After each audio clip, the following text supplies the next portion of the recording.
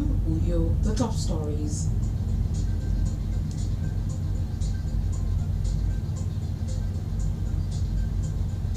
President Tinubu vows to continue with innovative reforms to plug revenue leakages. Federal government 31-member panel to begin talks with ASU.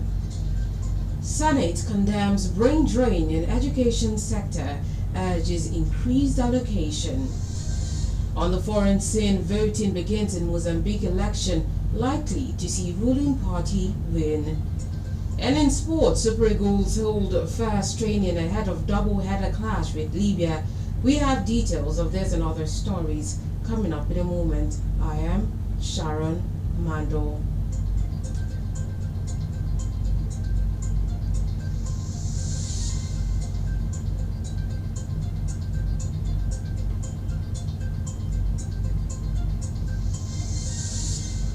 And now the news in detail. President Bola Tinubu has vowed that his administration will sustain the current innovative reform measures to entrench transparency and accountability in the system and reposition the economy to achieve inclusive growth. The president spoke at the opening of the 54th Annual Accountants Conference with the theme Governance Reimagined, Mapping the Future, organized by the Institute of Chartered Accountants of Nigeria, ICANN, in Abuja. He said, though the renewed hope agenda remained his government's strategy for Nigeria to confront her reality, the nation is not where it wants to be, not growing fast enough, and decades of underinvestment have limited the economy from delivering on its potential. Represented at the event by the Minister of Budget and Economic Planning, Senator Abubakar Bagudu, the president said it was encouraging the GDP growth for the first and second quarters of 2024 was positive, while inflation had turned downwards, adding that the foreign exchange market was also stabilizing amid encouraging investment signals.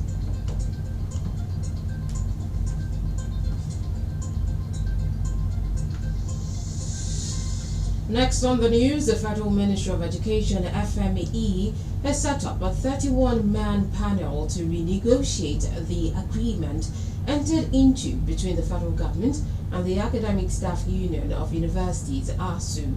The move by the government is part of plans to avert a potential disruption in the academic calendar of universities following a fresh strike threat issued by ASU. Speaking to newsmen in Abuja, the Director of Press, FME, Folashade Boriowo, said the government has started working, assuring that ASU will not be embarking on a strike because a number of developments are ongoing. Boriowo stated that a 31-man renegotiation committee has been formed and will be inaugurated next Wednesday. Recently, ASU issued the federal government a 14-day ultimatum to resolve several lingering issues, failing which it would embark on a fresh round of industrial action. In the meantime, the federal government has urged Nigerians to seek formal approval before using the national anthem to avoid potential misuse or misinterpretation. In a statement issued yesterday, the Director General of National Orientation Agency, Lanre Issa Onilu, emphasized the importance of obtaining permission from the agency before the anthem or its lyrics are used. Issa Onilu revealed that sensitization campaigns would soon be held across the 36 states of the Federation to provide clarity on the agency's new policies and guidelines. The NOA boss also addressed the issue of the Nigerian flag, stressing that its official colors remain green, white, and green, with a specific shade of green being Emerald 2.0. He credited President Bola Tinubu for recognizing the gap of the past administrations and supporting the revival of value-based initiatives.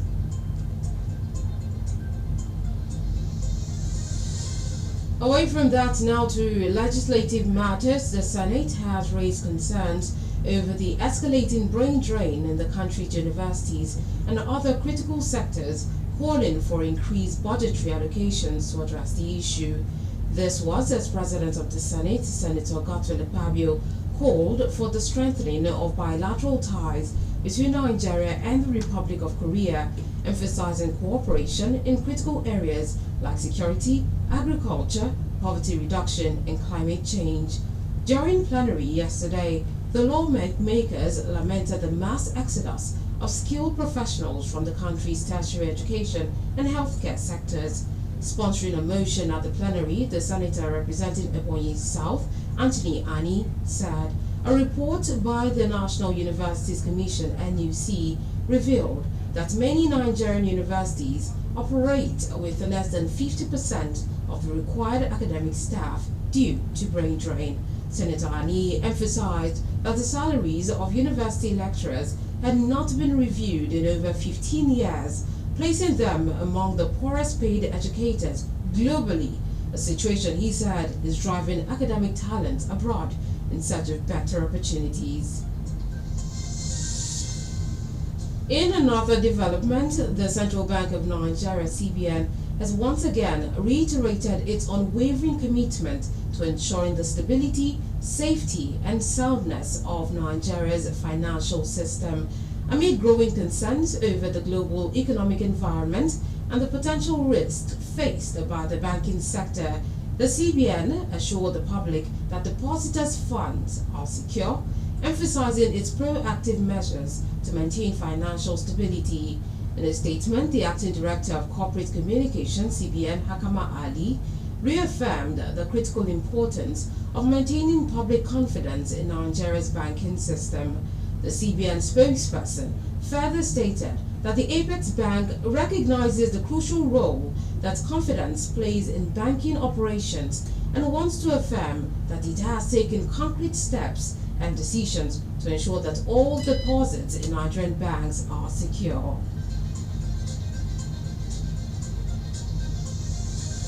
Talking health now, Nigeria, Democratic Republic of Congo (DRC), and Burundi have been identified by the World Health Organization (WHO) as the most affected countries in Africa's ongoing monkeypox (mpox) outbreak.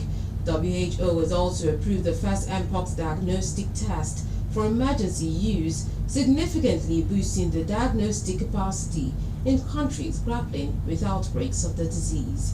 According to WHO's latest multi-country external situation report, the DRC leads with 30,766 suspected cases, 5,610 confirmed cases, and 25 deaths, followed by Burundi with 2,188 suspected cases, 853 confirmed cases, and no reported death. The data from January 1st to September 29th, 2024 saw Nigeria on the third rung with 78 confirmed cases and no death. You're listening to Global News on Memories 96.5 FM. We bring you more reports after the break. Do stay with us.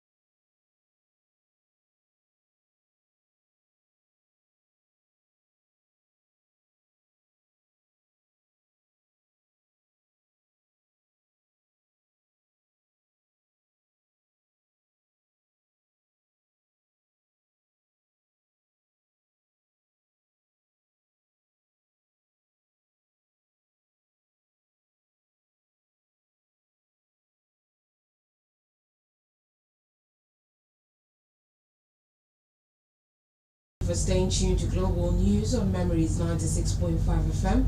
Now proceed to the rest of the news.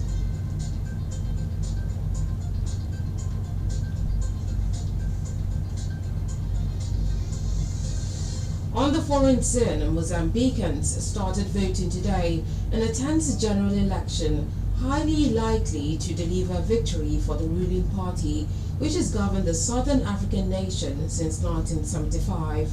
Poverty is the major concern of Mozambique's 35 million people, half of whom are registered to vote, along with an Islamist insurgency in the north that has forced thousands to flee their homes and halted multi-billion-dollar gas projects. Counting will start after the polls close at 6 p.m. local time, but official results can take up to 2 weeks. The favorite among four candidates vying to replace President Filipe Nyusi as he steps down after serving 2 terms is Daniel Chapo, a lawyer viewed as a safe choice for business and a fresh face for the long-ruling party. He faces off against Venancio Mondlane, a charismatic independent candidate who draws huge crowds, former rebel commander Osufo Momad, and a small opposition party leader Lutero Simango. And outside Africa, Hezbollah militants have targeted Israeli soldiers near the Lebanese border village of Labone with artillery shells and rockets today, a day after Israel said it had killed 2 successors to its slain leader. The escalation in Lebanon after a year of war between Israel and Hamas in Gaza has raised fears of a wider Middle East conflict that could suck in Israel and Iran and Israel's superpower ally, the United States. The Israeli military said 3 of its soldiers were severely injured yesterday and today during combat in southern Lebanon, with sirens sounding in northern Israel earlier today after Israel renewed bombing of Beirut's southern suburbs, a Hezbollah stronghold, overnight. The conflict in Lebanon has escalated dramatically in recent weeks as Israel has carried out a string of assassinations of top Hezbollah leaders and launched ground operations into southern Lebanon that expanded further this week. In sport, the Super Eagles of Nigeria yesterday held their first training session in preparation for the AFCON 2025 qualifier against the Mediterranean Knights of Libya. The training, which took place at the training pitch of the Godswill Akpabio Stadium, Uyo, featured 20 of the invited 23 players, with interim coach Austin Eguavon and the backroom staff leading the session. Nigeria will play host to Libya in the first leg of a double-header at the Godswill Akpabio Stadium, Uyo, this Friday, the 11th of October, and then travel to Benghazi for the second leg of the tie on the 15th of October. The Eguavon-led team, which has made a strong start, in the campaign, topping the Group D table with 4 points after 2 games, will aim to build on their recent performance and secure vital points against Libya.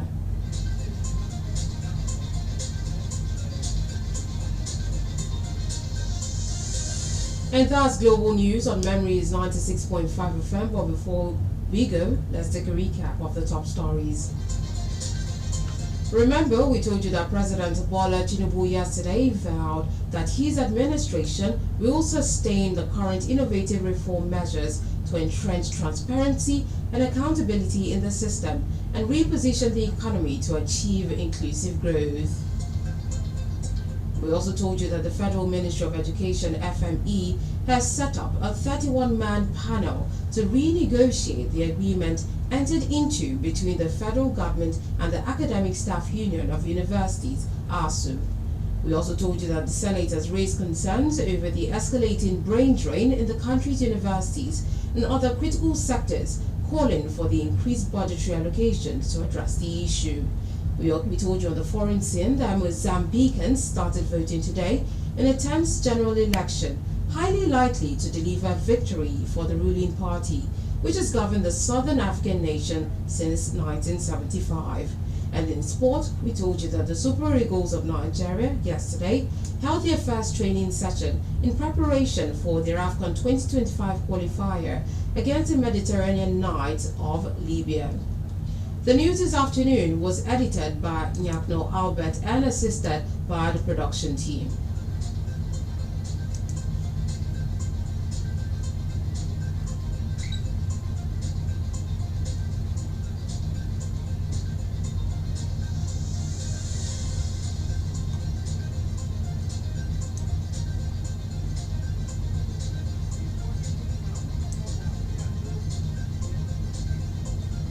For views regarding our news or coverage of your newsworthy event, you can reach us on email via newsroom@memoriesmediang.com or call our newsroom hotline on 0909 000 0581. You can also follow us on Facebook and Instagram at Memories965FM.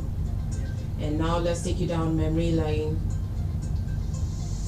On Thursday, 1977, General Olusegun Obasanjo left for Washington to begin a 6-day historic state visit to the United States of America, making it his first visit outside Africa since he became the country's head of state in February 1976.